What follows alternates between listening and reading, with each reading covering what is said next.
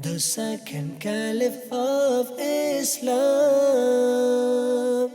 Umar Bin Khattab رضی اللہ عنہ. Umar Bin Khattab رضی اللہ عنہ.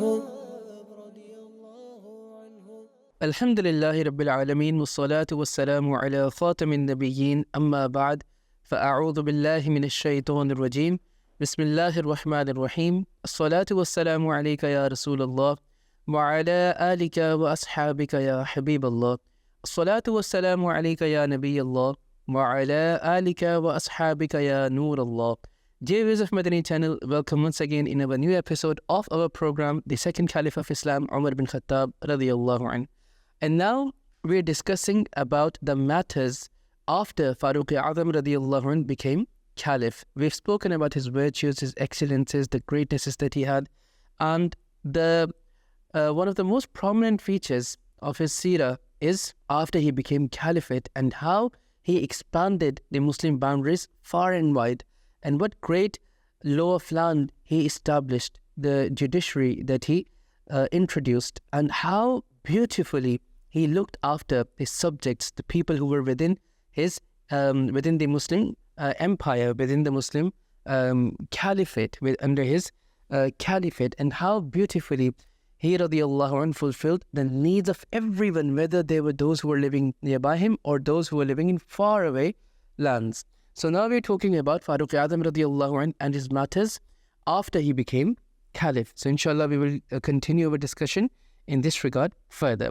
But before we do that, let's first of all listen to a virtue of sending peace and salutations upon the final messenger of Allah sallallahu alayhi wa alihi wasallam. The Holy Prophet sallallahu alayhi wa alihi wasallam stated that he who sends salat upon me once, Allah Almighty showers 10 mercies upon him. Sallu ala al-Habib sallallahu ala Muhammad sallallahu alayhi wa alihi wasallam. So dear viewers, we're talking about the matters of Caliphate of Farooq Azam radiallahu anhu and what things he introduced within his Caliphate. We are briefly going over this.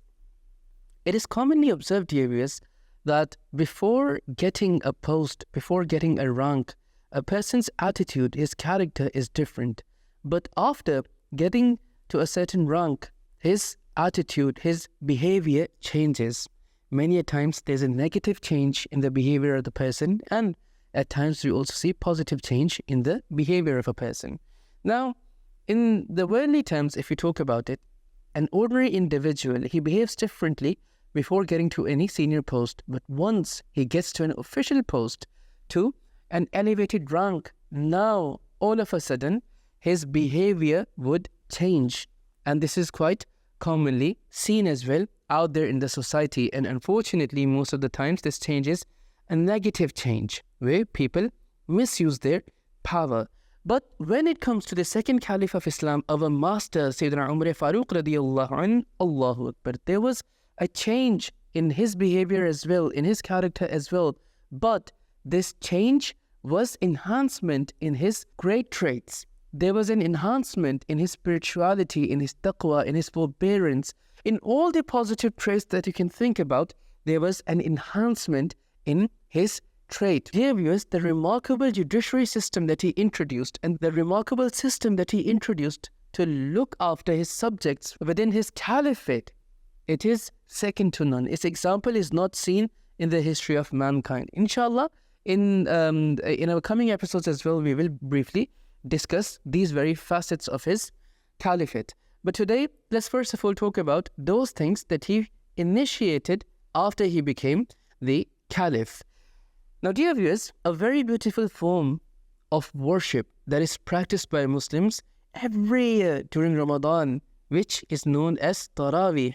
This very salah was also initiated by Farooq Azam radiallahu anhu formally in an organized manner. It was initiated by Farooq Azam radiallahu anhu during his caliphate.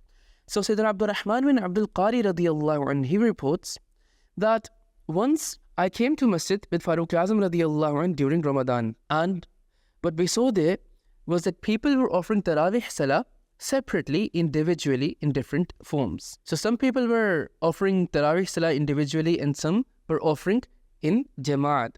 So Farooq Azam radiallahu anhu, he said that I suppose that it would be very good if I gather them all behind one Imam. So he radiallahu anhu then appointed Qari Quran Sayyiduna Umar bin Khattab radiallahu anhu as the Imam, and he commanded all the people to offer salah behind him. Then one night I came to masjid with Farooq Azam radiallahu anhu, and when we came to the masjid, we saw that all the people are offering salah behind one Imam.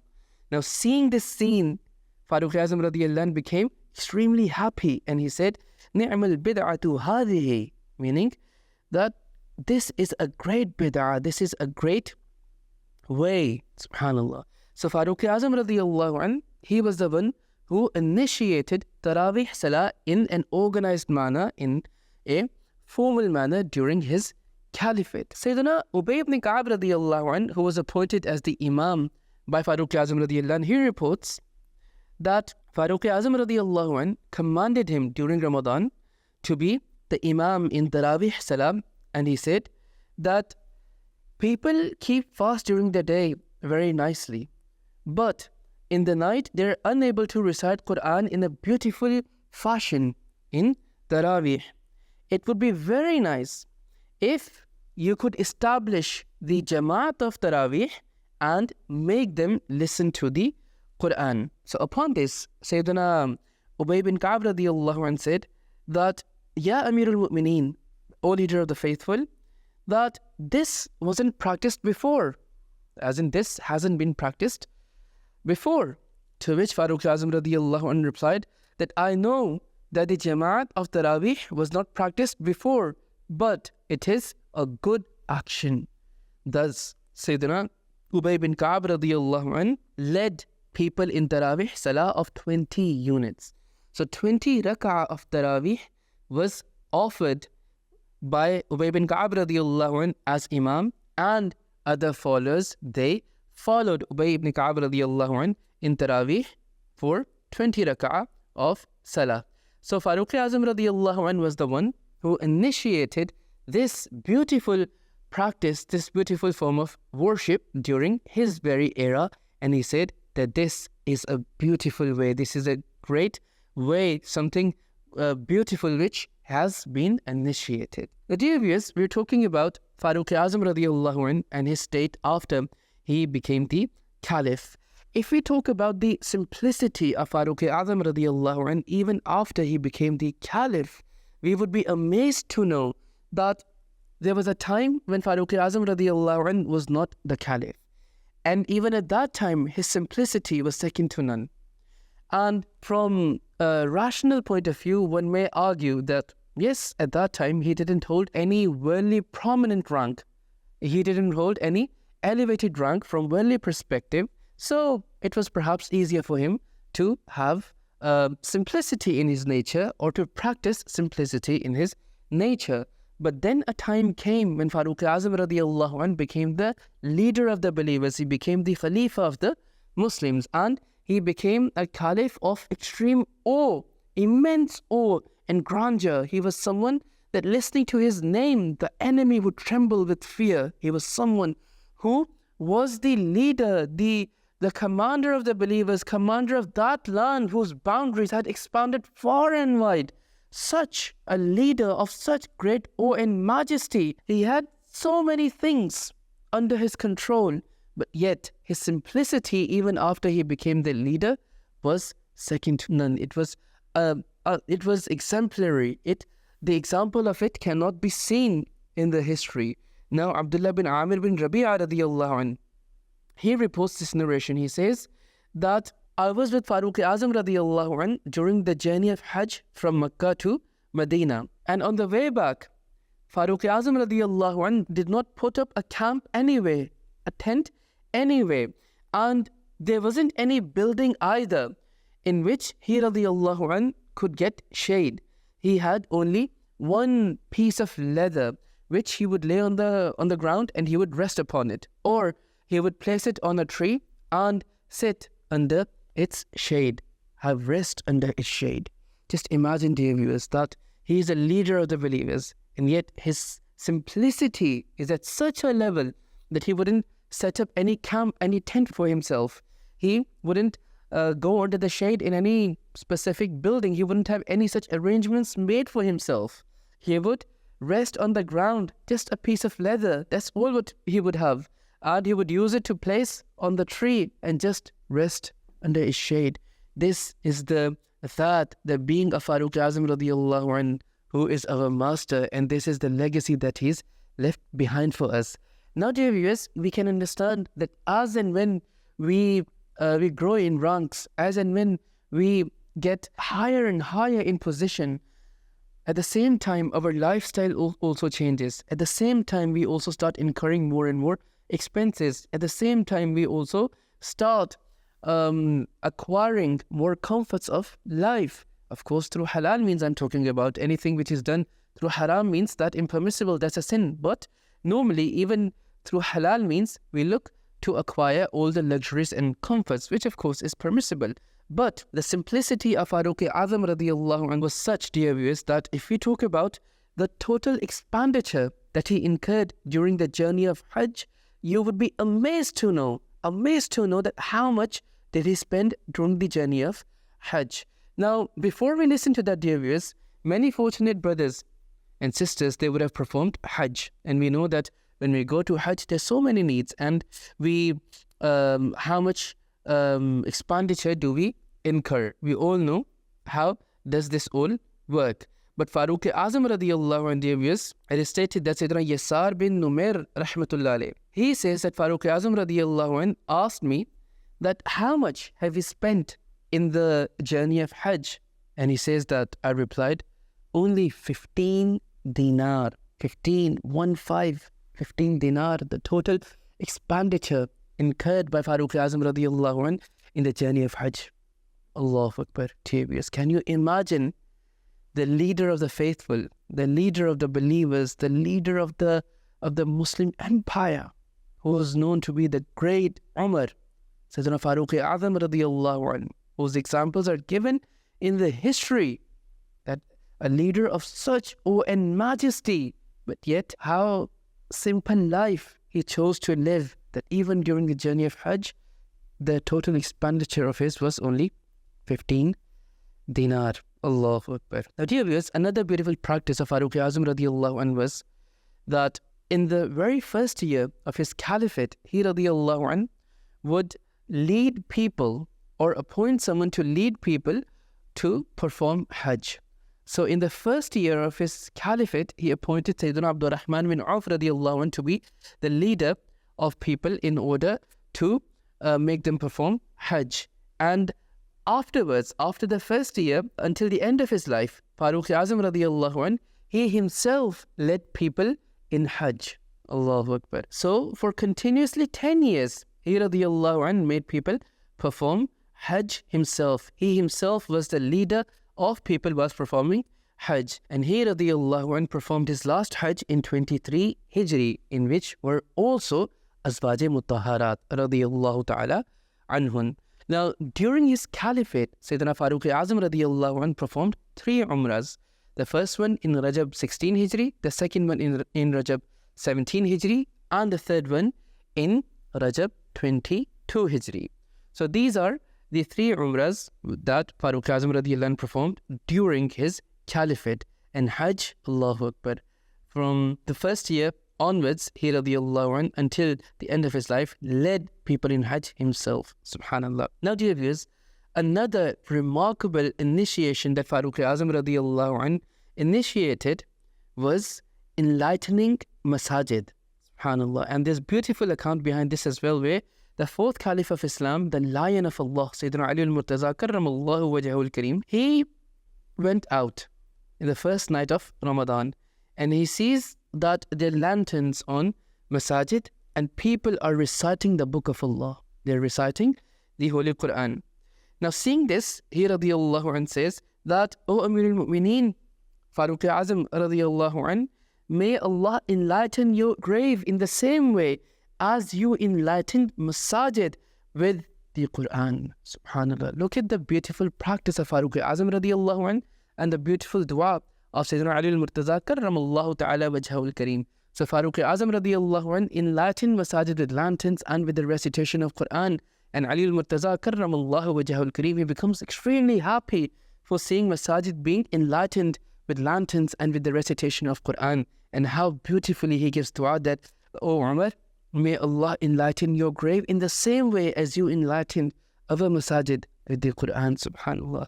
At another occasion, Sayyiduna Ali al-Murtaza karramallahu wajhahu al-kareem, when he left out in one of the nights of Ramadan al-Mubarak, he heard the recitation of Quran from masajid, and upon listening to the recitation of the Quran, he prays for Farooq Azam radiyallahu anh in this manner, saying that, "Oh Allah, shower rain of noor upon Umar in his grave, the way he enlightened our masajid." Subhanallah. So this beautiful practice of enlightening masajid with lanterns, with the recitation of Quran, this was also initiated by Farooq Azam radiyallahu anh and Mawla Mushkil Kusha Ali al-Murtaza karramallahu wajhahu al-kareem.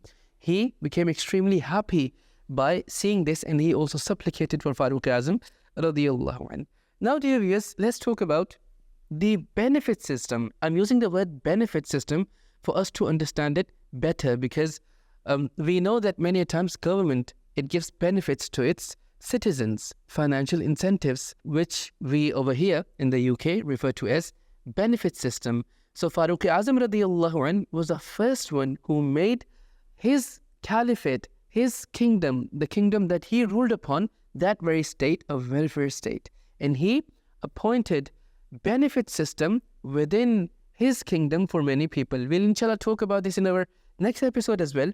But let's talk about what he considered himself as being leader of the Muslims, being eligible for whatever he wanted to appoint for himself. But what was his state?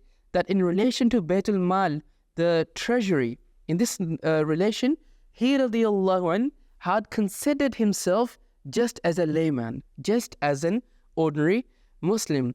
And the wazifa, the financial incentive or the financial benefit that he had appointed for himself was equal to an ordinary muhajir sahabi, the sahaba who had migrated. So any ordinary sahabi amongst them, whatever he was due, Farooq Azam radiyallahu anh had appointed the same share for himself, despite being the leader of the believers. This was the simplicity, this was the justice, this was the state of Farooq Azam radiyallahu anh. Allahu Akbar. Where would we find such examples from, dear viewers? That Farooq Azam radiyallahu anh, despite having everything under his control, this is his state that he considers himself to be just like an ordinary individual when it comes to Baytul Mal, when it comes to the treasury. This was the state of our master, the great Umar. Dear viewers of Madani Channel, Farooq Azam radiyallahu anh used to say that the wealth of Muslims that I have with me is like the wealth of orphans. Like I deem the wealth of Muslims that is under my control as if it is the wealth of orphans, like the wealth of orphans is with their guardians. And I don't take anything from it without any need. And even if I need anything from it, then I take it through permissible means. So he was asked, "Ya Amir al-Mu'mineen, what is that permissible mean? What is that permissible way?" To which he replied that Arab animal, he chews fodder, the animal food, he chews it rather than gulping it up, rather than devouring it, rather than eating it in one go. He chews it with its teeth. So this meant, by saying this, he meant that I suffice upon a little rather than accumulating more, rather than having more, I suffice upon a little. This is leader of the time. This is the, in today's day and age, you can perhaps refer it to as the prime minister, the president of the time, the one who's establishing everything, the one who is the commander-in-chief of the judiciary system, who has everything under his control, who no one is there to sort of question him. He is the one who's appointing these benefit system for all the people. But for himself, what does he say? That I suffice upon little. Allahu Akbar. Now, dear viewers, the expenses of Farooq Azam radiyallahu anhu that he would take from Baytul Mal, from the treasury, Abdullah bin Umar radiyallahu anhuma, his son, he says that Farooq Azam radiyallahu anhu would take only as much from Baitul Mal, from the treasury, that would be just sufficient, just enough for him and his household. In summer, he would take only one gown, one piece of clothing, and if it would rip from somewhere, then he would put a patch over there, he would patch it, and he radiallahu anh would keep wearing it until it was wearable, until it was in a condition that it could be worn. And once it would be worn out, once it would be in such a state that it couldn't be worn anymore, only then he radiallahu anh would change it. And every year his expenses would be less than the previous year. Allahu Akbar. Sayyidatuna Hafsa radiallahu anha spoke to him in regards to this matter. So he said that I take from the wealth of Muslims for my own expenses, and only this much is sufficient for me.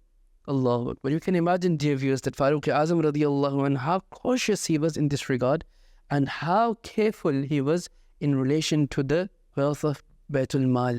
Allahu Akbar. Now, dear viewers, consider the fact that Farooq Azam radiallahu anh is the leader of believers. He is leader of that empire that has spread far and wide. He is that leader whose acclaim has spread far and wide.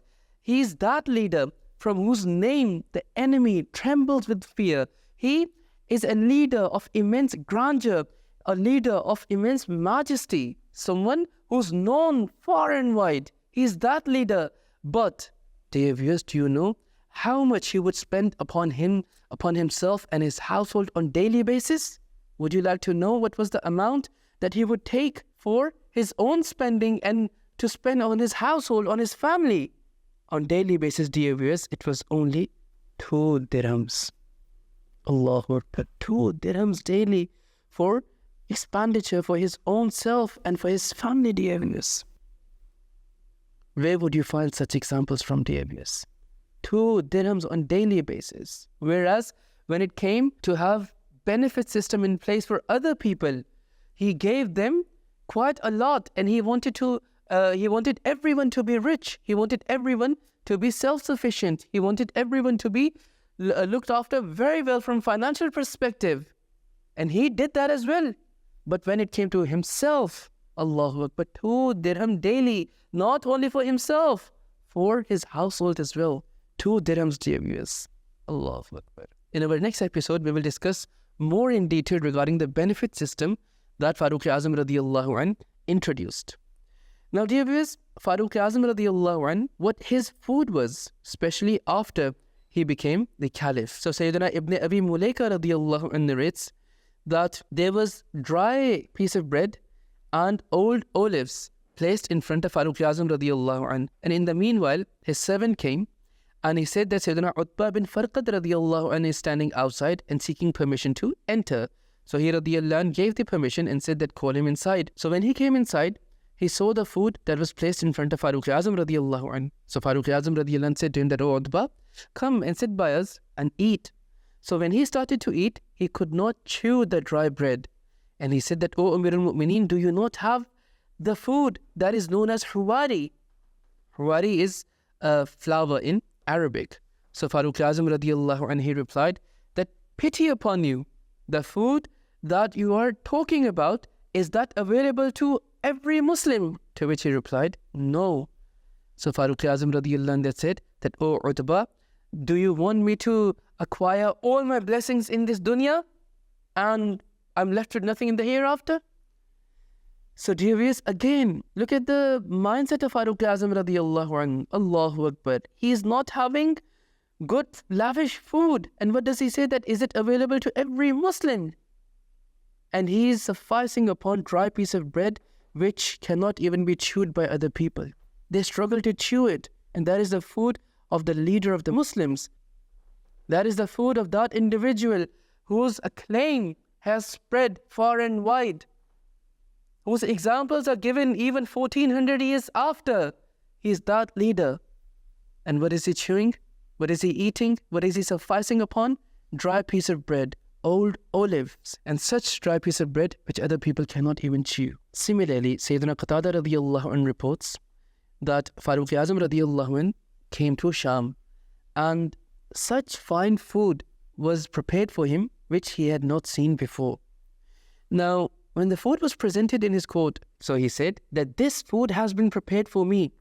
But what food has been prepared for those poor Muslims who spent the entire night without even eating a bread made of barley? So it was replied, that Huzur, for them is paradise. Like, for them is paradise upon the hardships that they're bearing. So listening to this, Farooq-e-Azam radi Allah anh became tearful.